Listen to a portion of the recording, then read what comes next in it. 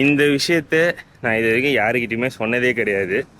Dubai வந்து என்னோடய struggles என்ன, ஃபர்ஸ்ட் மந்த் நான் என்னென்னலாம் ஸ்ட்ரகிள் பண்ணேன் அப்படின்ற விஷயத்த நான் யாருக்கிட்டையுமே அதை ஷேர் பண்ணதே கிடையாது. ஸோ ஃபர்ஸ்ட் டைம் நான் இங்கே தான் ஷேர் பண்ண போகிறேன். வீடியோக்குள்ளே போகலாமா? நான் தான் Aashiq. Welcome back to our channel.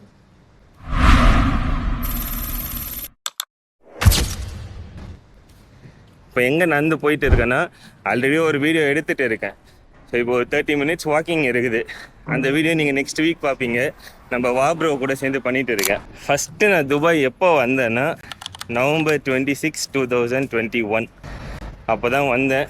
3 மாதம் விசிட் விசா எடுத்து வந்தேன். சரி, குபைபாவில் இருந்தால் ஒர்க்லாம் தேடுறதுக்கு ரொம்ப ஈஸியாக இருக்கும் அப்படின்னு சொல்லிட்டு குபைபா போயிட்டேன். குபைபாவில் ஒரு பெட் ஸ்பேஸ் எடுத்தேன். ஃபஸ்ட்டு நான் போன பெட் ஸ்பேஸ் எப்படி தான் இருக்கும், 4 பேர் ஷேரிங்கில் இருந்தது. அதில் வந்து ஏன்னா ஒருத்தர் வெக்கேஷன் போயிருக்காருன்னு சொல்லி அந்த பெட் ஸ்பேஸ் எனக்கு கொடுத்தாங்க. 4 பேர் தான் ஷேரிங். சரி, ஓகே, ஒரு டீசெண்டாக இருக்குது அப்படின்னு நினச்சேன். அது டெம்பரரியாக ஒரு 3 நாள் தான் அப்படின்னு சொல்லிட்டாங்க. அப்புறம் என்ன ஆச்சு, திடீர்னு வேற ஒரு பெட் ஸ்பேஸ் மாத்துறாங்க. அதில் 16 பேர் மேலே இருக்காங்க. அப்படியே ஷாக் ஆயிட்டேன். எனக்கா என்னடா ஒரு ரூமில் இவ்வளோ பேர்லாம் இருப்பாங்களா அப்படின்னு சொல்லிட்டு ஃபர்ஸ்ட் டைம் இதை பார்க்கும்போது ரொம்பவே ஷாக்கிங்காக இருந்தது. நினச்ச டைமில் வாஷ்ரூம் யூஸ் பண்ண முடியாது, துணி துவைக்க முடியாது, அந்த டைமுக்கு என்ன குக் பண்ணி சாப்பிட முடியாது. அவ்வளோ பிரச்சனைகள் இருக்கும்போது சரி என்ன பண்ணுறது அப்படின்ட்டு 80,000 ரூபாய் எடுத்துன்னு வந்தேன், விச் இஸ் 4,000 எடுத்துன்னு வந்துட்டு சரி கூட ஒரு 1000 ரூபாய் போனாலும் பரவாயில்ல அப்படின்னு சொல்லிட்டு பார்ட்டிஷன் மாறிட்டு ஓகே, அது வந்து ஒரு டீசெண்டாக இருந்துச்சு. வேலை தேட ஆரம்பித்தேன். இங்கே வந்து அந்த மாதிரி ஒரு ரியாலிட்டி, அந்த மாதிரி ஒரு பிரச்சனைகள் நான் இது வரைக்கும் நான் ஃபேஸ் பண்ணதே கிடையாது. நான் முன்னாடி சொன்ன மாதிரி நான் பயோமெடிக்கல் இன்ஜினியரிங் படிச்சிருக்கேன். ஆனால் இங்கே வந்து அது ரிலேட்டடாக வேலை தேடுமோ அப்போ தான் தெரியும் யூஏ எக்ஸ்பீரியன்ஸ் வேணும் அப்படின்னு சொல்லிட்டு கேட்டாங்க. சரி, எனக்கு தான் யூஏ எக்ஸ்பீரியன்ஸ் இல்லைல்ல, சரி எக்ஸ்பீரியன்ஸ் ஃபஸ்ட்டு வாங்கிடலான்னு சொல்லி நிறைய பேர் பண்ணுற அதே மிஸ்டேக்கையும் நானும் பண்ணேன்.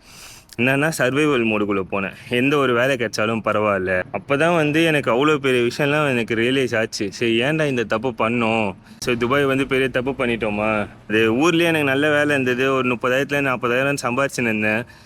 சரி, ஓகே, அதே இதை மெயின்டைன் பண்ணி அப்படியே இருந்துடலாம். ஆனால் இங்கே வந்து ஏன் இவ்வளோ கஷ்டப்படணும், வந்துட்டோம், சரி ஒரு ட்ரை பண்ணி பார்த்துருவோம் அப்படின்னு சொல்லிட்டு போகிறேன். அப்படியே எனக்கு 1 மாதம் 2 மாதம் ஆகிடுச்சு, எந்த ஒரு வேலையும் கிடைக்கல. சரி, ஏதோ ஒரு வேலை கிடைச்சா போதும் அப்படின்னு சொல்லிட்டு ஃபஸ்ட்டு அந்த எக்ஸ்பீரியன்ஸை கெயின் பண்ணிவிடுவோம், வீசா வாங்கிடுவோம் அப்படின்ற ஒரு மைண்ட் செட் ஆட்டோமேட்டிக்காக போயிடுச்சு. நான் இப்போ இருக்கிற இடம் பார்த்தீங்கன்னா இந்த யூனியன் வேர்ல்டுன்னு சொல்லிட்டு புர்ஜுமான், குபைபாலேருந்து புர்ஜுமான் கிளம்பி இங்கே வந்தேன். நான் ஏன் மெயினாக இப்போ இங்கே வந்தேன்னா, சரி இங்கேருந்து பார்த்தா எனக்கு அந்த ஒரு மெமரி வரும், அந்த ஒரு ஃபீல் ஒன்று எப்படி சொல்கிறது, நான் மறக்கவே மாட்டேன் என் லைஃப்பில். அந்த மாதிரி ஒரு எக்ஸ்பீரியன்ஸ் இந்த இடம் கொடுத்துச்சு. ஒரே நாளில் அந்த 50 கம்பெனியும் எல்லா இடத்துலையும் போய் சிவி கொடுத்தேன். ஏன்னா அப்போ என்னை கைட் பண்ணுறதுக்கு யாரும் இல்லை. ஓகே, நான் இப்போ சொல்கிற மாதிரி இதுதான் டெக்னிக்ஸு, இந்த மாதிரிலாம் அப்ளை பண்ணால் ஈஸியாக வேலை கிடைக்கும், சான்சஸ் இம்ப்ரூவ் ஆகும் அப்படின்னு சொல்லி எனக்கு ஒரு நாலேஜுமே கிடையாது. அப்போ தான் யோசிச்சுட்டு இருந்தேன், சரி இப்போ நமக்கு தெரிஞ்ச அளவு அப்போ யாருக்காவது நமக்கு தெரிஞ்சு நமக்கு சொல்லியிருந்தாங்கன்னா நம்ம இவ்வளோ கஷ்டப்பட்டு இருக்க மாட்டோமே அப்படின்னு சொல்லிட்டு இப்போ நான் ரொம்ப ஃபீல் பண்ணுறேன். ஸோ இந்த பிளேஸ் வந்து சொல்லிட்டு இருந்தேன் தெரியுமா, இந்த பிளேஸ் என்னென்னா, நான் லிட்ரலாக எனக்கு வீசா முடியறதுக்கு ஒரு 10 நாள் இருக்குங்க. 10 நாளில் வீசா முடிஞ்சதுன்னா அவ்வளோ தான், ஊருக்கு கிளம்பணும் போல். யாராவது கிளம்பி இங்கே வந்து இந்த பில்டிங் உள்ள போய் எல்லா இடத்துக்கும் எதாவது வேகன்சி இருந்தால் சொல்லுங்கள், எனக்கு வீசா முடிய இவ்வளோ தான் இருக்குன்ட்டு லிட்ரலாக கெஞ்சினேன் எல்லாருக்கிட்டையும். எல்லாம் வந்து இல்லை எக்ஸ்பீரியன்ஸ் கேண்டிடேட்ஸ் தான் ஹையர் பண்ணுறோம், ஃப்ரெஷர்ஸ் யாரும் ஹையர் பண்ணல அப்படி இப்படின்னு சொல்லும் போது ஒவ்வொரு ரிஜெக்ஷன் வரும்போதும் அவ்வளோ ஒரு வேதனையாக இருக்குங்க. இப்போ சேம் லிட்ரலாக இதே இடம் உட்காந்துக்கிறேன் தெரியுமா, இதே இடம்.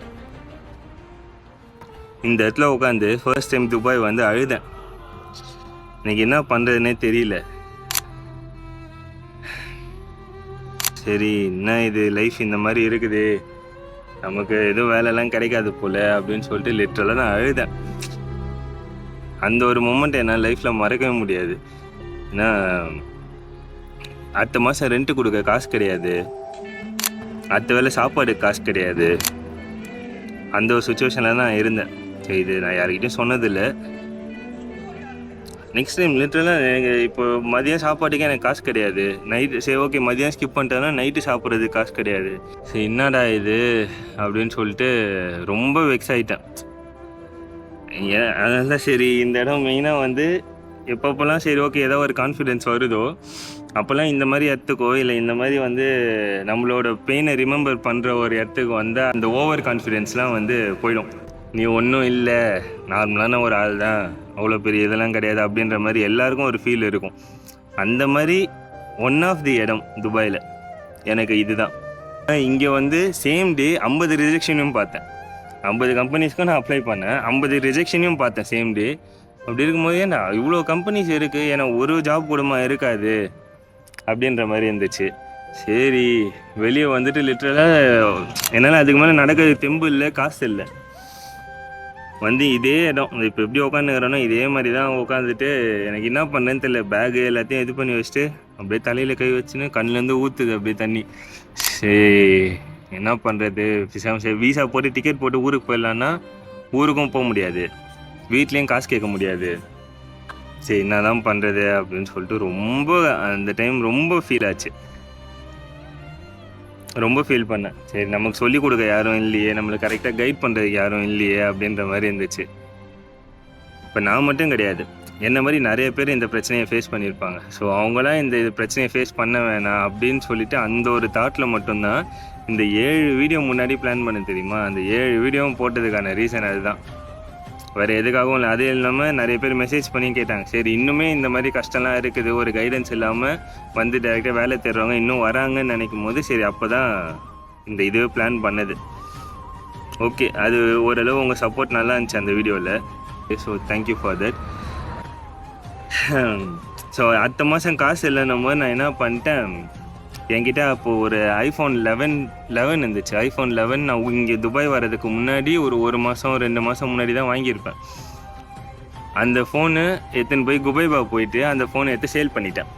சேல் பண்ணி 1800 திரம்ஸ்க்கு அதை சேல் பண்ணேன். எனக்கு 900 திரம்ஸ் பார்ட்டிஷன் அந்த டைமில். இப்போலாம் எல்லாமே 1500 2000 திரம்ஸ் போயிடுச்சு.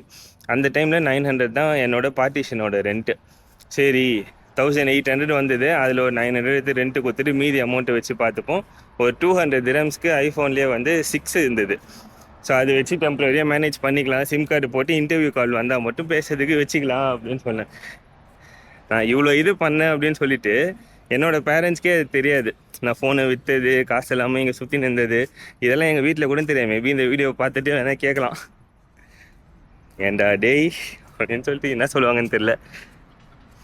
தேங்க்ஃபுல்லி February 22, 23 அந்த மாதிரி டைமில் எனக்கு வீசா முடிய போகுது. ஸோ வீசா முடியறதுக்கு முன்னாடி ஒரு 10 நாள் இருக்கும், கரெக்டாக ஒரு 10லேருந்து ஒரு 7 நாள் இருக்கும். என் ஃப்ரெண்டு ஒருத்தர் என்னை எதாச்சியாக டீ கடையில் பார்த்து, நீ ஆஷிக்கு தானே அப்படின்னு கேட்டாங்க. ஆமாம் அப்படி, நீங்கள் என்னடா பண்ணுற அப்படின்னு கேட்டார். அவர் கேட்டு, இல்லை வேலை தேடி வந்தேன், இன்னும் வேலை கிடைக்கல, இங்கே தான் ஸ்டே பண்ணியிருக்கேன், நானும் இதே பில்டிங்கில் தான் ஸ்டே பண்ணுறேன். நான் ஒரே பில்டிங்கில் அவர் இருந்திருக்காரு. எனக்கு இவ்வளோ நாளாக எனக்கு தெரியல, ஒரு 1.5 மாதமாக அங்கே தங்கியிருந்தேன். எனக்கு அப்போலாம் எதுவுமே தெரியல அவர் அங்கே தான் இருக்காரு. எதாச்சியாக டீ கடையில் பார்த்தோம். சரி என் கம்பெனியில் ஒரு சேல்ஸ் பொசிஷன் இருக்குது, வரியா ட்ராவல் ஏஜென்சி அப்படின்னு. அது தாராளமாக, ஏன்னா அப்போ அந்த சர்வைவல் அமௌண்ட் இருந்தது. ஐயோ நான் வரேன் அப்படின்னு சொல்லிட்டு அவர் தான் என்னை ரெஃபர் பண்ணார். அங்கே தான் ஒரு டேர்னிங் பாயிண்ட்டு. அங்கே போனதுக்கப்புறம் தான் தெரியுது அங்கே வீசா கொடுக்க மாட்டாங்க. வீசா இல்லாமல் கரெக்டாக எப்போது 8 மாதம் அந்த கம்பெனியில் வேலை செஞ்சேன், வீசாவே இல்லாமல். என்ன பண்ணுவாங்க, வீசா வந்து இன்சைட் கண்ட்ரியே வந்து எக்ஸ்டெண்ட் பண்ணுவாங்க. ஒமான் போய் அங்கேருந்து ஒரு புது விசிட் வீசா போட்டு கூப்பிட்டு வருவாங்க. ஸோ அந்த மாதிரிலாம் பண்ணிட்டு இருந்தாங்க. பட் மெயின் திங் அது என்னென்னா, எனக்கு சேல்ரி வருது, எனக்கு சர்வைவலுக்கு காசு இருக்குது. ஸோ அப்படி இருக்கிற பட்சம் எனக்கு ஓகே. சரி அது வரைக்கும் நான் ட்ரை பண்ணாமல் இல்லை, நான் அதுக்கப்புறமும் ட்ரை பண்ணிட்டு தான் இருந்தேன். கரெக்டாக அந்த 8 மாதம் முடிஞ்சு ஒரு இன்டர்வியூ கால் 2022 October 3 ஒரு இன்டர்வியூ கால். அதுதான் இப்போ வேலை செய்கிற அமெரிக்கன் ஹாஸ்பிட்டல். தேங்க்ஃபுல்லி அந்த 8 நாளைக்கு முன்னாடி எனக்கு அந்த வேலை கிடைக்கலனா, நான் அவர் அந்த எதாச்சும் அந்த டீ கடையில் பார்க்கலனா, இன்றைக்கி நான் இங்கேருந்து இந்த வீடியோ போட்டிருக்க மாட்டேன். அக்டோபர் மாதம் எனக்கு அந்த கால் வரலன்னா நான் துபாயில் இருந்திருக்க மாட்டேன். மேபி அது என்ன வேணால் இருக்கலாம். அந்த ட்ராவல் ஏஜென்சி க்ளோஸே பண்ணிட்டான். இப்போது வீடியோவில் நீங்கள் பார்க்கறதுக்கு ஓகே ஈஸியாக சொல்லிட்டேன் அப்படின்ற மாதிரி இருக்கும். பட் அந்த டைம் பீரியட் இருக்குது தெரியுமா, ரொம்பவே வந்து ஒரு கஷ்டமான ஒரு டைம். இதுதான் யூனிக் வேர்ல்ட் பிஸ்னஸ் சென்டர் இருக்கும். நிறைய பேருக்கு அந்த டைம்லன்னா அவன் துபாய் போயிட்டான், அவனுக்கு இன்னும் ஜாலியாக இருக்கும், அங்கே என்ஜாய் பண்ணுவான் நினச்சின்னு இருந்திருப்பாங்க, சொல்லியிருப்பாங்க. பட் இதுதான் ரியாலிட்டி. இங்கே இப்படி இதுதான் வந்து என்னோடய ஃபர்ஸ்ட் மந்த், என்னோடய செகண்ட் மந்த், இந்த மாதிரி ஒரு சுச்சுவேஷன் தான் போச்சு. வேலை கிடைக்கல, என்ன பண்ண முடியும்? ஒருவேளை எனக்கு வந்து அந்த கைடன்ஸ் கிடைச்சிருந்தது, ப்ராப்பரான கைடன்ஸு, ப்ராப்பராக ஓகே இதெல்லாம் பண்ணு இதெல்லாம் பண்ணாத அப்படின்ற மாதிரி எனக்கு யாராவது சொல்லியிருந்தாங்கன்னா நான் இந்த மாதிரி வந்து அவ்வளோ கஷ்டப்பட்டு இருக்க மாட்டேன், அங்கே உட்காந்து அழுது இருக்க மாட்டேன், என் ஃபோனை விற்றுருக்க மாட்டேன். This is it. இதுதான் உங்ககிட்ட ஷேர் பண்ணணும்னு நினச்சேன். அப்படியே வந்து அடுத்த வீடியோ வந்து கண்டினியூ பண்ணோம். அடுத்த வீடியோ நெக்ஸ்ட்டு சண்டே பார்ப்பீங்க.